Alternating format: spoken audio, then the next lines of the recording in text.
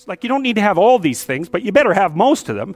Family, friends, career, educational goals, plans for, time outside of work, attention to your mental and physical health, etc.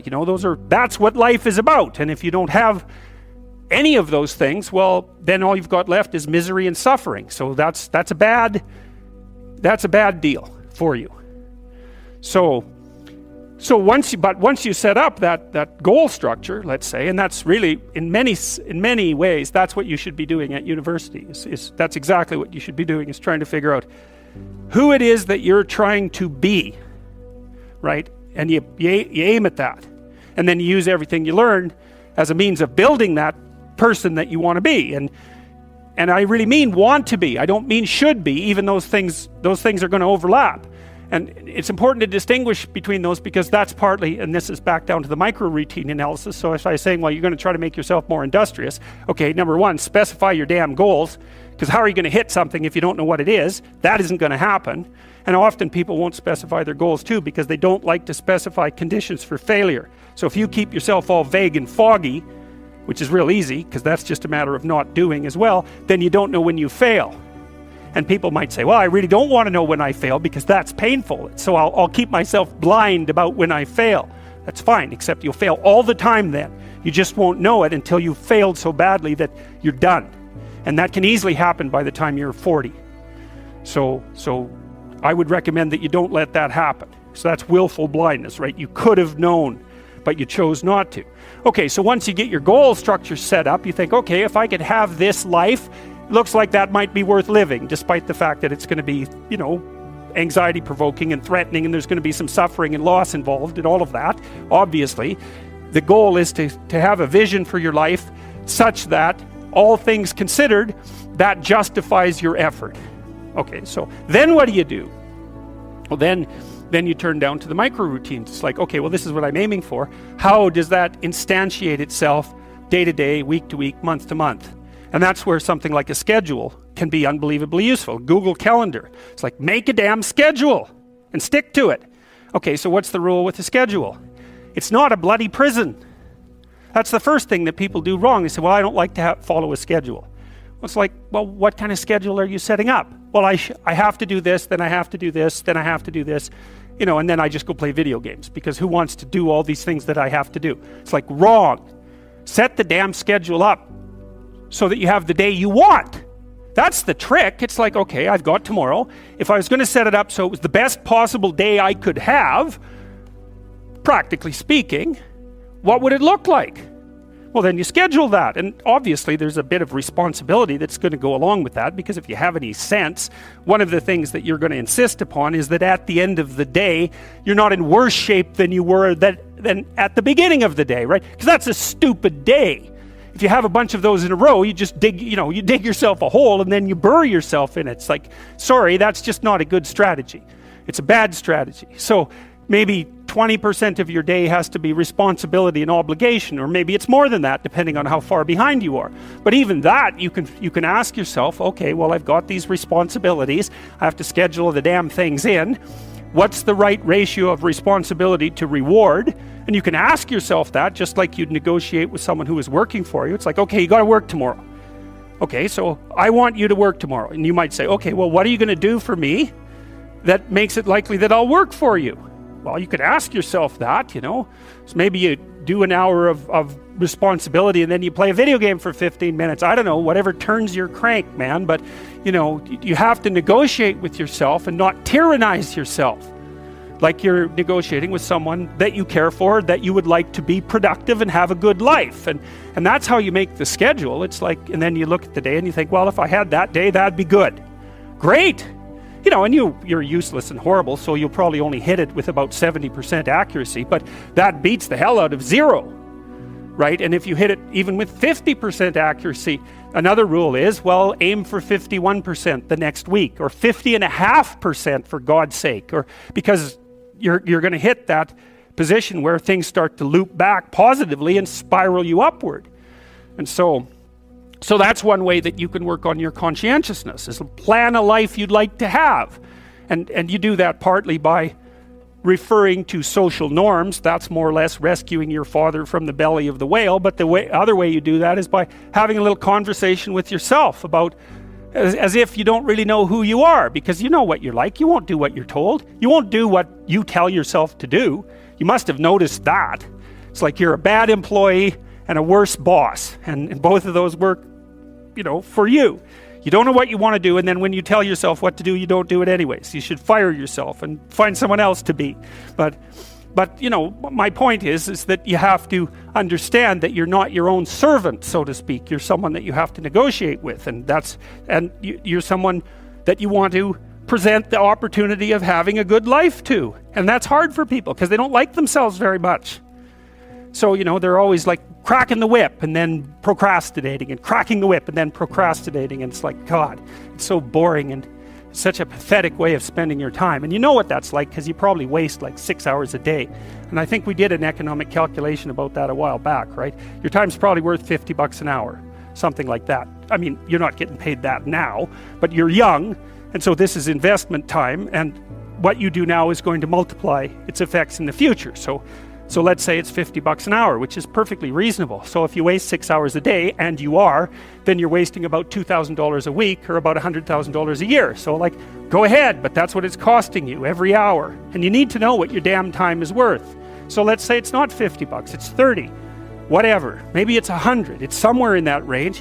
One of the things you should be asking yourself is, when you spend an hour, would have I paid someone $50 to have had that hour? And if the answer is no, it's like, well, maybe you should do something else with your time. And it depends on whether or not you think that your time's worthwhile. But the funny thing about not assuming that is, if you assume your time isn't worthwhile, what happens is you don't just sit around sort of randomly in a state of responsibility-less bliss. What you do is you suffer existentially. And so that seems like a stupid solution. If you take people, and I've told you this, and you expose them voluntarily to things that they are avoiding and are afraid of, that they know they need to overcome in order to meet their goals, their self-defined goals. If you can teach people to stand up in the face of the things they're afraid of, they get stronger. And you don't know what the upper limits to that are, because you might ask yourself, if for 10 years, if you didn't avoid doing what you knew you needed to do, by your own definitions, right, within the value structure that you've created, to the degree that you've done that, what would you be like? Well, there are remarkable people who come into the world from time to time, and there are people who do find out over decades-long periods what they could be like if they were who they were, if they spoke their being forward. And they get stronger and stronger and stronger, and we don't know the limits to that. We do not know the limits to that. And so you could say, well, in part, perhaps the reason that you're suffering unbearably can be left at your feet, because you're not everything you could be, and you know it. And of course, that's a terrible thing to admit, and it's a terrible thing to consider, but there's real promise in it, right? Because it means that perhaps there's another way that you could look at the world, and another way that you could act in the world, so what it would reflect back to you would be much better than what it reflects back to you now. And then the second part of that is, well, imagine that many people did that, because we've done a lot as human beings. We've done a lot of remarkable things, and I've told you already, I think before, that today, for example, about 250,000 people will be lifted out of abject poverty, and about 300,000 people attached to the electrical power grid. We're lifting people out of poverty collectively at a faster rate that's ever occurred in the history of humankind by a huge margin. And that's been going on unbelievably quickly since the year 2000.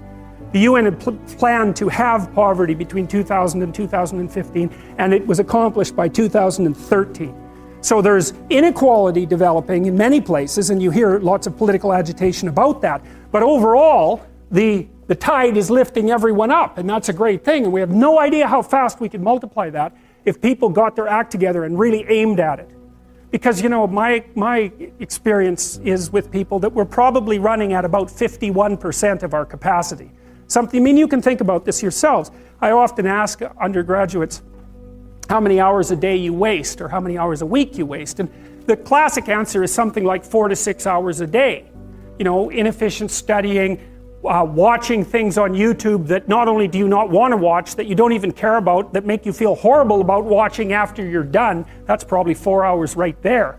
You think, well, that's 25 hours a week, it's 100 hours a month, that's 2.5 full work weeks, it's half a year of work weeks per year. And if your time is worth $20 an hour, which is a radical underestimate, it's probably more like 50 if you think about it in terms of deferred wages. If you're wasting 20 hours a week, you're wasting $50,000 a year. And you are doing that right now. And it's because you're young, wasting $50,000 a year is a way bigger catastrophe than it would be for me to waste it, because I'm not going to last nearly as long. And so if your life isn't everything it could be, you could ask yourself, well, what would happen if you just stopped wasting the opportunities that are in front of you? You'd be who knows how much more efficient? 10 times more efficient, 20 times more efficient. That's the Pareto distribution. You have no idea how efficient people get. It's off the charts. Well, and if we all got our act together collectively and stopped making things worse, because that's another thing people do all the time, not only do they not do what they should to make things better, they actively attempt to make things worse because they're spiteful or resentful or arrogant or deceitful or homicidal or genocidal or all of those things all bundled together in an absolutely pathological package. If people stopped really trying just to make things worse, we have no idea how much better they would get just because of that. So there's this weird dynamic that's part of the existential system of ideas between human vulnerability, social judgment, both of which are major causes of suffering, and the failure of individuals to adopt the responsibility that they know they should adopt. And that's the thing that's interesting too, is that, and like another thing I've often asked my undergraduate classes is, there's this idea that people have a conscience. And you know what the conscience is. It's this feeling or voice you have in your head just before you do something that you know is stupid, telling you that probably you shouldn't do that stupid thing. You don't have to listen to it, strangely enough. But you go ahead and do it anyways, and then, of course, exactly what the conscience told you was going to happen inevitably happens, so that you feel even stupider about it than you would if it happened by accident. Because you know, I knew this was going to happen, I got a warning it was going to happen, and I went and did it anyways. And the funny thing too is that conscience operates within people, and we really don't understand what the hell that is.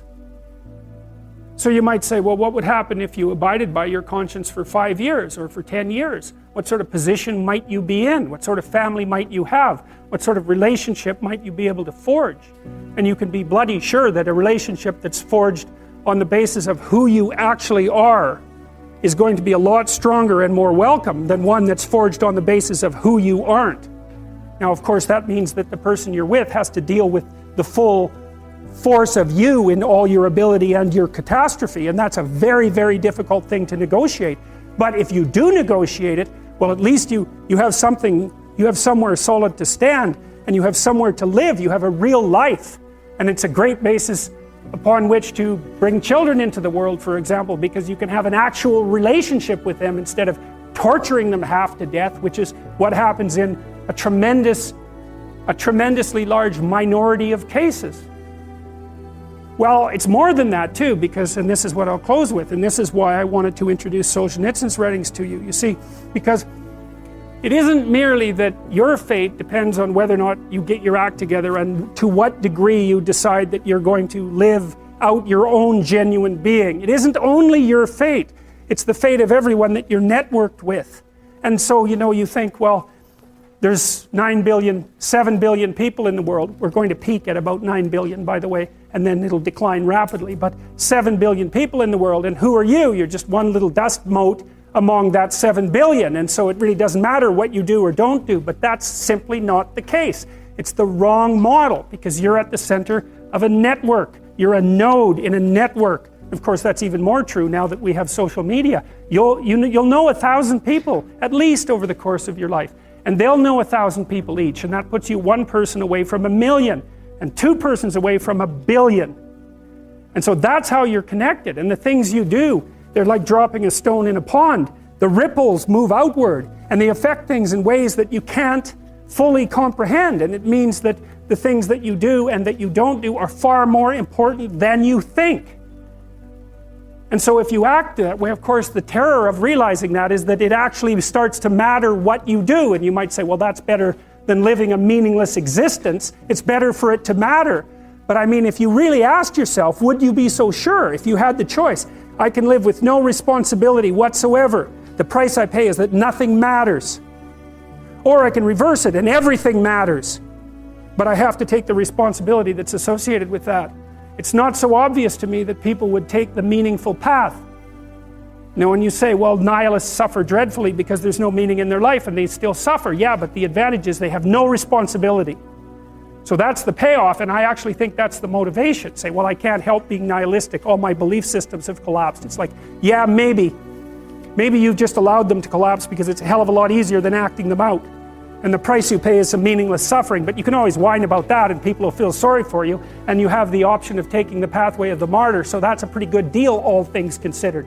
Especially when the alternative is to bear your burden properly and to live forthrightly in the world. Well, what Solzhenitsyn figured out, and so many people in the 20th century, it's not just him, even though he's the best example, is that if you live a pathological life, you pathologize your society. And if enough people do that, then it's hell. Really. Really. And you can read the Gulag Archipelago if you have the fortitude to do that, and you'll see exactly what hell is like. And then you can decide if that's a place you'd like to visit, or even more importantly, if it's a place you'd like to visit and take all your family and friends, because that's what happened in the 20th century. How to think about motivation? We'll think about it from the hypothalamic perspective. So we could say one thing that motivation does is set goals. And we could say that emotions track progress towards goals.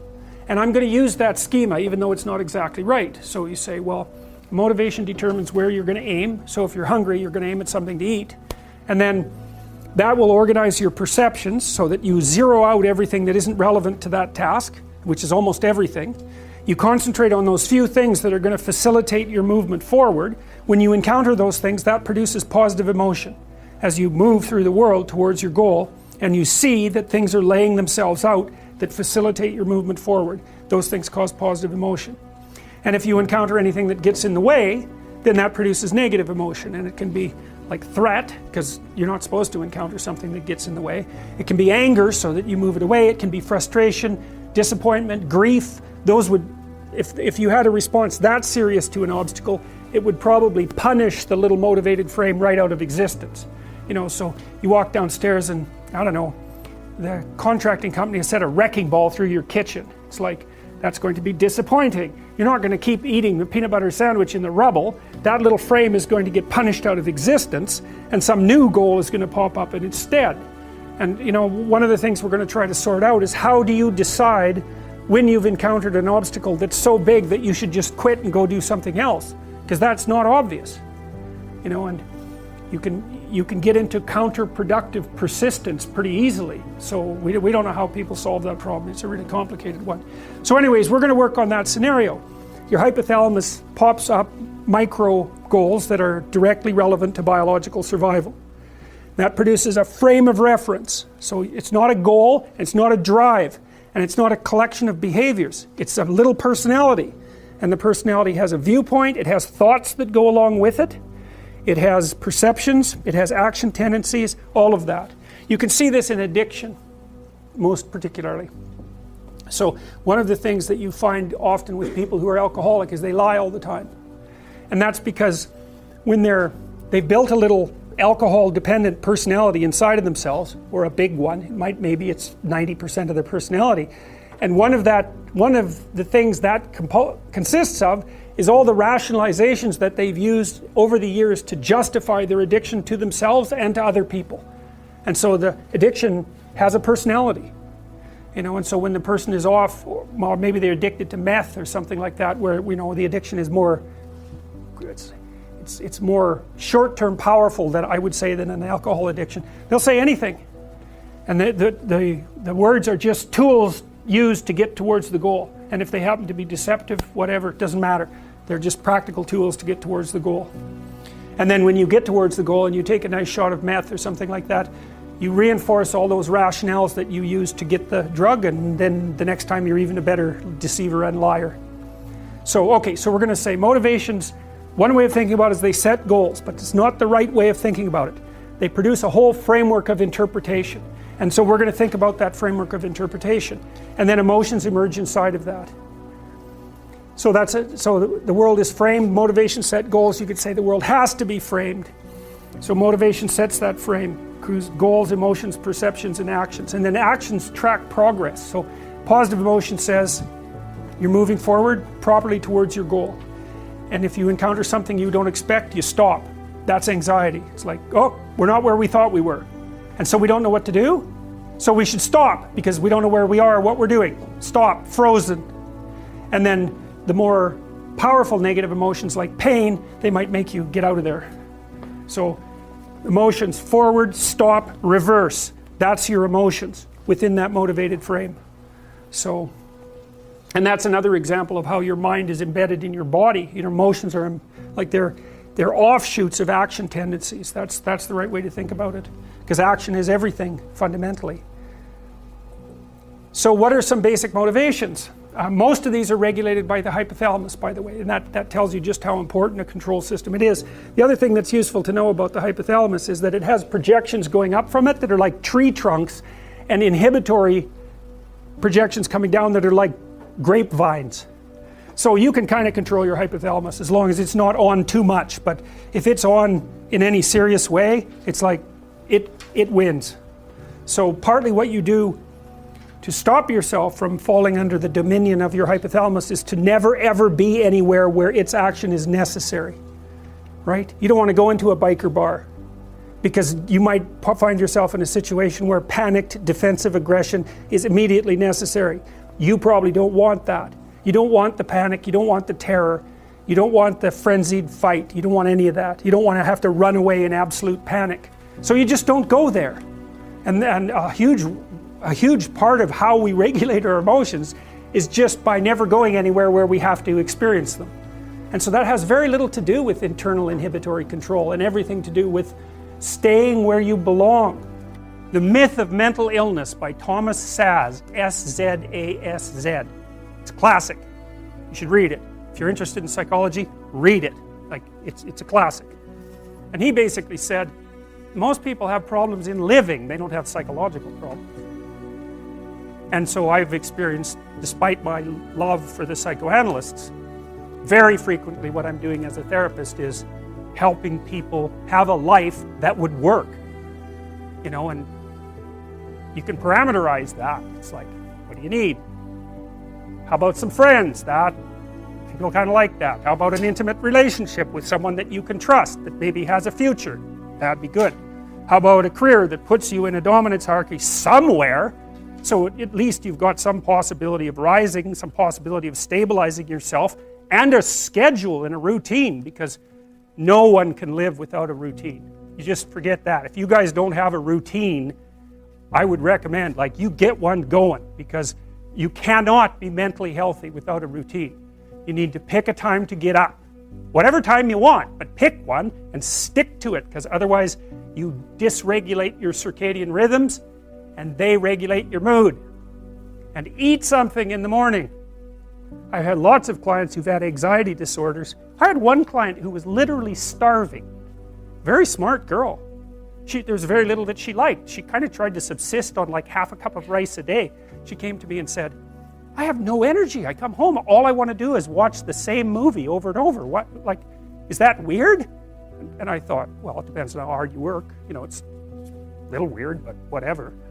It's familiar. You're looking for comfort. So I did an analysis of her diet. It's like 3/4 of a cup of rice. It's like, you're starving. Eat something. You know, you'll feel better. So she modified her diet, and all her anxiety went away, and she had some energy. It's like, yeah, you got to eat. So a schedule, that's a good thing, man. Your brain will thank you for it. It will stabilize your nervous system. With a bit of a plan, that's a good thing. You need a career, you need something productive to do with your time, you need to regulate your use of drugs and alcohol, most particularly alcohol, because that does in a lot of people. You need a family, like the family you have, your parents and all that. It'd be nice if you all got along, you could work on that, that's a good thing to work on, and then, you know, you probably need children at some point, and that's life. That's what life is. And if you're missing, you know, you may have a good reason to not be operating on one of those dimensions. It's not mandatory, but I can tell you that if you're not operating reasonably well on 4, I think I mentioned 6, if you're not operating reasonably well on at least 3 of them, there's no way you're going to be psychologically thriving. And that's more pragmatic in some sense than psychological, right? Human beings have a nature, there's things we need. And if we have them, well, that's good. And if we don't have them, well, then we feel the lack. And so behaviorists, behavioral psychologists concentrate a lot more on that sort of thing. You know, it's practical. It's like strategizing. Make a career plan. Figure out how to negotiate, because that's bloody important. Figure out how to say what you need. Figure out how to tell the truth to people. Figure out how to listen to your partner in particular, because if you listen to them, they will actually tell you what they want, and sometimes you can give it to them and maybe they'll return the favor. And if you practice that for like 15 years, well, then maybe you're constantly giving each other what you want. Well, hooray, that would be good. And then there's 2 of you under most circumstances, and it's better to have 2 brains than 1, because people think differently because of their temperament mostly. And so the negotiation is where the wisdom arises, and it's part of the transformation, the psychological transformation that's attendant on an intimate relationship, and one of the fundamental purposes of a long-term intimate relationship.